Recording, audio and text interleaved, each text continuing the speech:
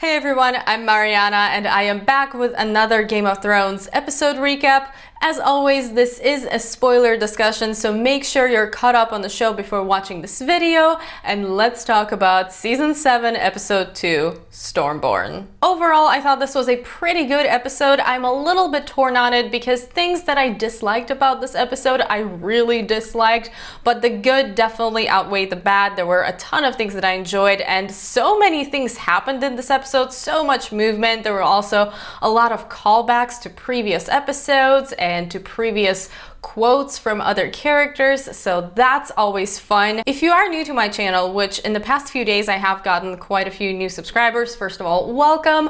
And second, I just want to let you guys know that I am a huge fan of Game of Thrones. It's my main fandom and I love the book series, but I'm also not somebody who's going to just pretend that everything is great. So if I don't like something about the show, I am going to call it out. So please don't take it as in I hated the episode, because I definitely didn't. It is still my favorite show on TV, but I have some problems with it, and we're gonna get into it in a second. So just keep in mind that I'm not somebody who is looking for things to complain about just to complain about something. This show is very near and dear to my heart, but there are certain things about it that have been going a little bit downhill lately. So the episode opens at Dragonstone, and there's generally a lot of Dragonstone stuff in this episode, and there's a storm going on, which, as Varys and Tyrion remind us, is very similar to the storm that was happening when Daenerys was born. However, Daenerys doesn't really care about that story. She wants to figure out what her next step is. She wants to conquer Westeros, but she also has some questions for Varys, and I really enjoyed this particular scene because I love Varys and I love how he strategically says the things that he has to say. So in this scene, she is questioning his loyalties because she has a point. He used to serve Daenerys' father, then he served Robert, then he was kind of backing Viserys, and now he's backing her, and she just wants to know if she can even trust him. Of course, as Varys has mentioned in previous seasons, his loyalties are with the realm and with the people, and he just tells it to her how it is. He's not going to lie about it. He says, if you want blind allegiance, sorry, you can chop my head off, but I'm here because I choose you and I think you're the best thing for the realm. And she seems to respect that. She makes Varys swear that if he thinks she's ever failing her people, he won't conspire behind her back, but instead he will tell her to her face how she's failing. And then she kind of ruins the moment, but at the same time it's just perfect for her character because she starts saying that she is swearing something to him, and you think she's gonna say something like, if you serve me well, you will be rewarded, blah blah blah, but instead she just swears that if he ever betrays her, she will burn him alive. And I kind of had to laugh at that a little bit. She is the Mad King's daughter, and you can't expect anything less from her. There is a little bit of madness in her, and throughout the seasons we see her becoming more and more of the Targaryen queen that we would expect. So even though this isn't the nicest response to Varys, and you perhaps would think that she should have said something else, it makes perfect sense with her character, and she is the Dragon Queen. So really enjoyed that scene. I also thought it was really funny how Tyrion tried to step in and say something and defend Varys, and Daenerys just turns away from him. She's like, no, I'm talking to this guy. Defend yourself. Explain your actions. And Tyrion's face is just priceless because he's clearly concerned about this situation. Later on, Melisandre arrives at Dragonstone. She is here to talk to Dany about the prophecy about the long night and the prince who was promised, which Missandei clarifies because in High Valyrian the word prince has no gender, so could be a prince, could be a princess, basically the one, which Daenerys of course likes way more than a prince because she's no prince, she's a woman. What's also interesting is that when Daenerys asks Melisandre if she thinks that she is the one, Melisandre pretty much dodges that question, says that prophecies are dangerous things, and that she believes Daenerys has a role to play, as well as King in the North, Jon Snow. And I'm not sure if this is Melisandre scheming as she usually does, because we've seen her say what she needs to say before, or maybe she is just being a little bit more careful with those prophecies now because she did have a pretty bad experience with Stannis. But I think it's a little bit of both. She definitely has something in the back of her mind that she is not revealing, because later on when she talks about Jon Snow and how Daenerys should summon him and they both should work together, she talks about how Jon Snow brought the wildlings and the northern houses together. She didn't really say anything about him coming back from the dead. Maybe she's keeping it to herself because she thinks nobody's going to believe her, and instead revealing this piece of information would make her lose credibility. But on the other hand, I feel like saying that Lord of Light brought Jon Snow back from the dead and that Jon Snow himself could confirm this would actually give more power to the prophecy and the long night and all of that, but we'll see. I think she is being a little bit strategic here. Either way, Tyrion agrees with Melisandre and tells Daenerys that Jon is trustworthy and would be a valuable ally. Dany agrees, decides to send a message, wants Jon to bend the knee. This is the second queen this season that wants Jon to bend the knee, and something tells me he's just not about that life. I hope he shows up and they work out an alliance, but I hope he never bends that knee. Later, we see Daenerys speaking to her entire council of allies, where Yara and Ellaria disagree with her subtle tactics. They think she should attack as soon as possible and not wait to kind of win the people. I have to say, I do see their point, because by waiting and not attacking right away, because King's Landing is right there, they can do it. But instead, Dany wants to wait, she wants to surround the city, and that is just giving Cersei time to prepare, which, as we find out from this episode, she is doing pretty successfully. And though Dany's plan is a pretty good one, in the end, we find out that that has already gone wrong. At this point though, Daenerys tells them she is not here to be Queen of the Ashes, and even though Lady Olenna raises some concerns and kind of sides with Yara and Ellaria, Daenerys says she wants to surround the city, she wants to use a Westerosi army instead of having foreigners attack. Grey Worm and the Unsullied are going to go take Casterly Rock instead, which I am super excited for because I've been wanting to see that location for a while now, and I love seeing new locations on Game of Thrones anyways, so I hope we get to see that soon. And in the end, Lady Olenna gives Daenerys one last piece of advice: be a dragon. What I love about this scene is that you can tell that both of these strategies have their benefits, and even though at the end we find out that the plan that Daenerys had is kind of already falling apart, you can understand where she's coming from, and you can understand why she doesn't want to just lay siege to this city with a foreign army, but she's going to have to be a dragon because she has problems now. The last thing we get at Dragonstone is the Grey Worm and Missandei scene, which is a really nice scene on its own. I think they did a really good job with what they wanted to do, and it was done very beautifully, but with so few episodes left, the Grey Worm and Missandei love story is the last thing I'm worried about, because their thing doesn't really have any influence on the rest of the conflict, on the main characters, on whatever else is going on. You could take this out and it really wouldn't matter to the main storyline. And so my concern is that they are kind of padding these episodes that don't need padding. But on the other hand, I do understand that they wanted to give some closure to this couple, and I don't think we'll see them together anytime soon. At least I'll be surprised if we do. So, you know, whatever. It was a really well done scene. It just doesn't really matter in the grand scheme of things. At Winterfell, Jon, Sansa, and Davos are deciding what to do after receiving the message from Tyrion and Daenerys.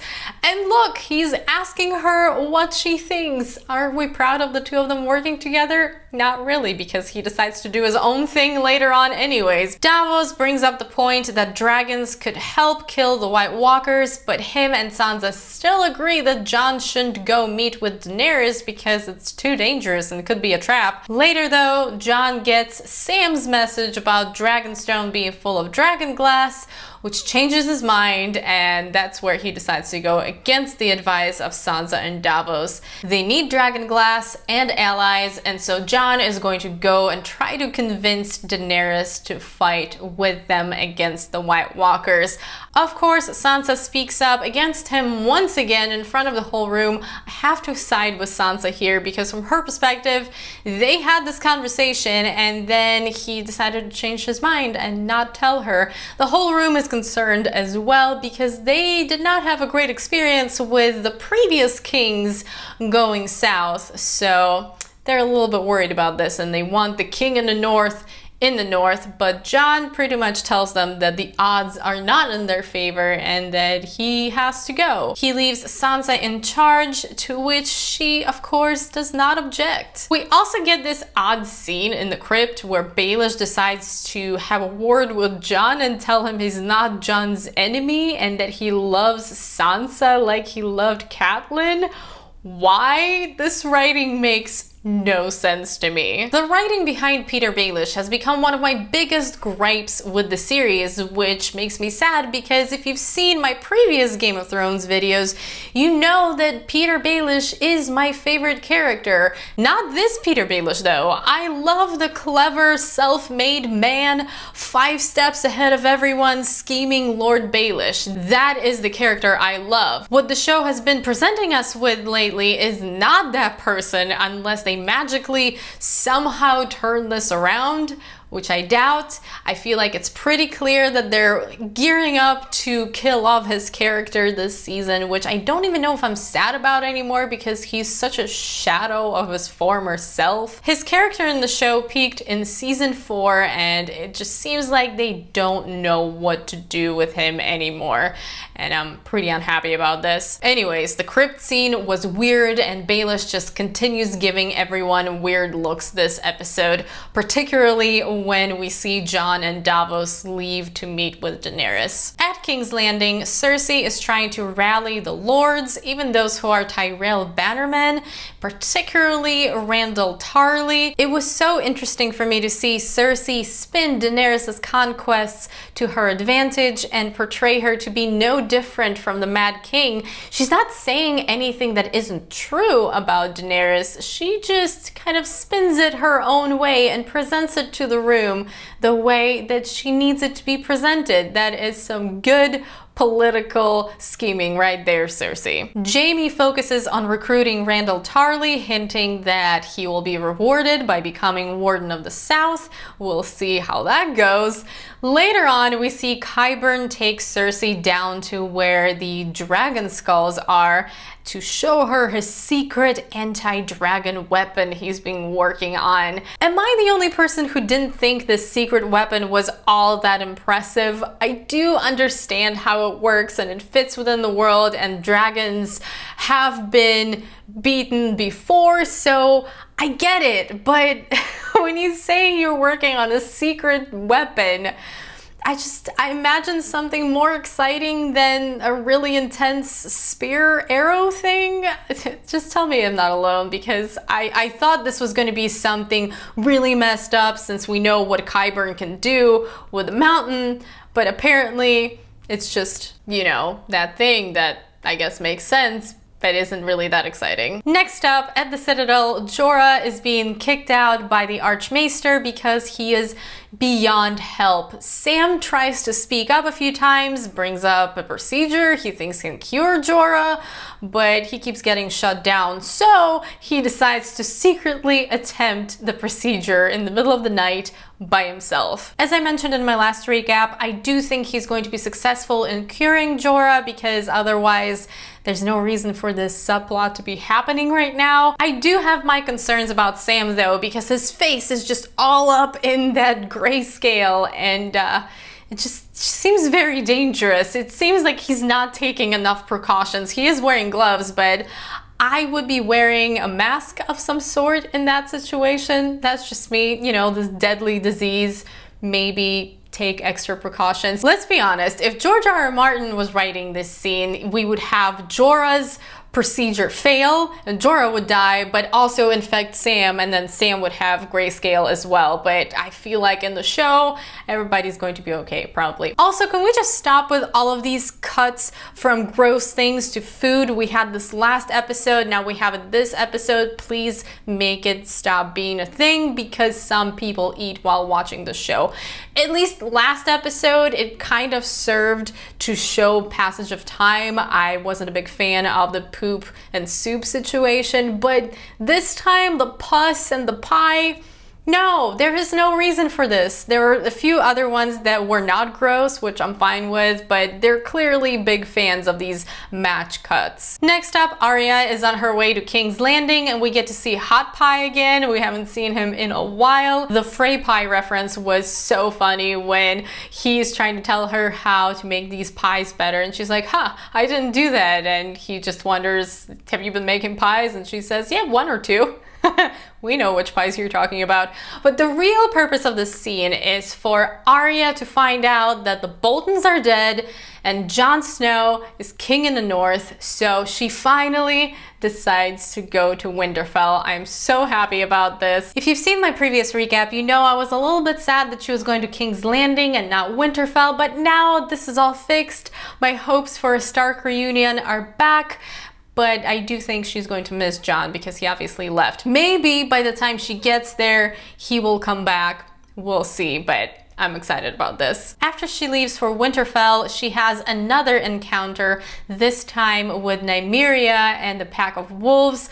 We haven't seen Nymeria in such a long time, and she definitely grew up. Arya tries to talk to Nymeria, wants her to come along to Winterfell, but Nymeria goes back into the woods with her pack. Now, Arya says this interesting line here. She says, "That's not you." And initially I was a little bit confused what that was a reference to. It seemed important, but it just escaped me.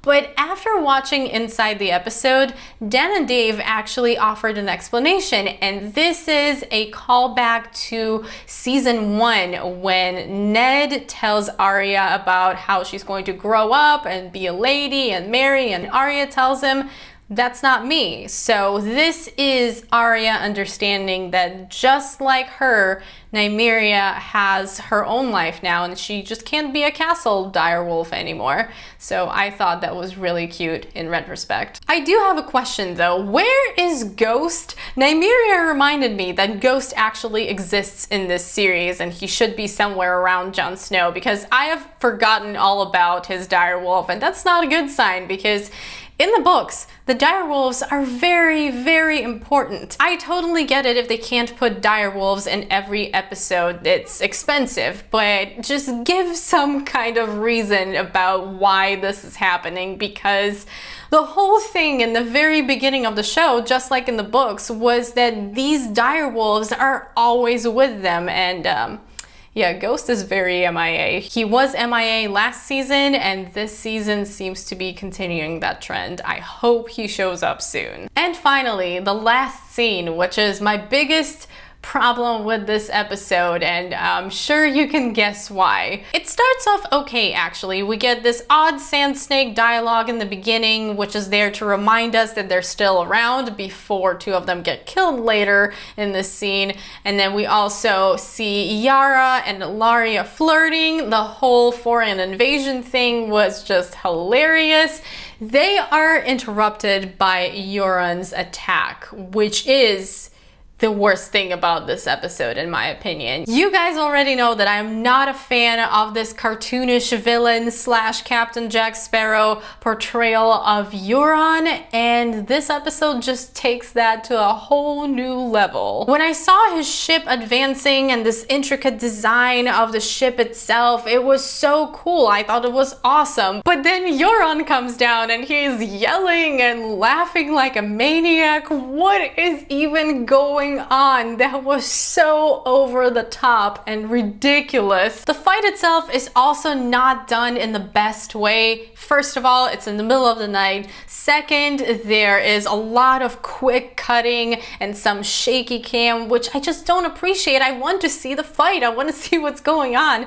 And I get that it's cheaper to do it this way and it's easier to hide imperfections, but come on, this could have been really cool. And I like the idea of Euron ambushing these people and just throwing a wrench into Daenerys's plans, but the way it was executed was just poor. The two things I did really like about this scene were Yara, when she just looks at her fleet being destroyed and you really feel that she is completely overtaken by this mess, and I thought that was great. And Alfie Allen's performance as Theon was fantastic. You really see that struggle within him where he's trying to defeat his inner Reek. He is not over that experience and he just can't do it. He jumps overboard. He cannot step up and defend Yara, and it's really, really heartbreaking. He played it so well. But of course, Euron has to ruin it with his crazy maniacal laugh,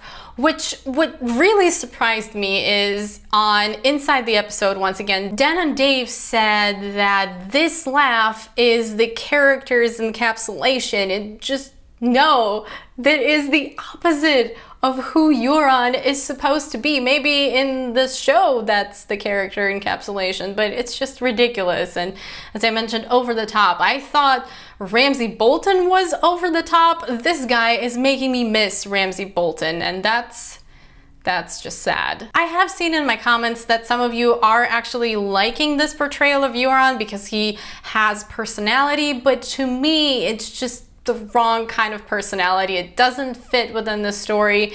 It's way cartoonish, and I wish they wouldn't do that. Abara and Nymeria are killed, Ilaria and Tyene are captured. A gift to Cersei from Euron, as I suspected. So as you can tell, I do have some serious gripes with this episode, but I also appreciate that they're moving these things along and they're not dwelling a lot on the planning. Like, there's a lot of planning and politics happening, but at the same time, we do get characters going from point A to point B, changing their minds. Somebody died, somebody is in danger. The powers suddenly shifted when the fleet got ambushed by Euron, so Daenerys doesn't have as much of an upper hand anymore. She still has dragons, but her super sneaky surround plan is now kind of a problem. I do have a slight concern about the show becoming a little bit predictable, and some characters definitely seem very safe. When the show started, I would say the first few seasons, and definitely throughout the entire book series, you never feel that a character is safe. Anyone can go at any time. And I would say that nobody being safe was one of the most interesting and intriguing things about Game of Thrones, because you just never know and you're always worried about everybody. But at this point, it really seems like the good guys are going to be okay and the bad guys are all going to die off, at least. That's what they're presenting. Of course, I may be wrong about this, and by the end of the season, half the main characters are gone, but I just feel like some characters are definitely safe at this point, like Daenerys or the Stark girls, or maybe even Jon Snow. Jon Snow already died and came back. Is he gonna die again? They're probably gonna bring him back again because Beric has to do something in the show. He's probably going to give his life and save somebody, and I feel like Jon Snow is the best candidate for that. Basically, what I'm saying here is I appreciate all of the action and everything happening, but I kind of miss the intrigue a little bit because this has become a little bit too straightforward for me. We'll see how it goes. Let me know what you guys thought in the comments below. What did you think of this episode? Did you like it more than the premiere? Did you like it less than the premiere? I would say I probably liked the premiere a little bit more, but I'm just going to wait until the season ends until I make any final decisions as far as which episode is better than which. Let's talk about all of it in the comments below. I hope you guys enjoyed this video. As always, thank you so much for watching. If you did enjoy it, please don't forget to give it a thumbs up, share it with your friends, and subscribe to my channel if you haven't already. I hope you're having an awesome day, and I will see you soon in my next video. Bye!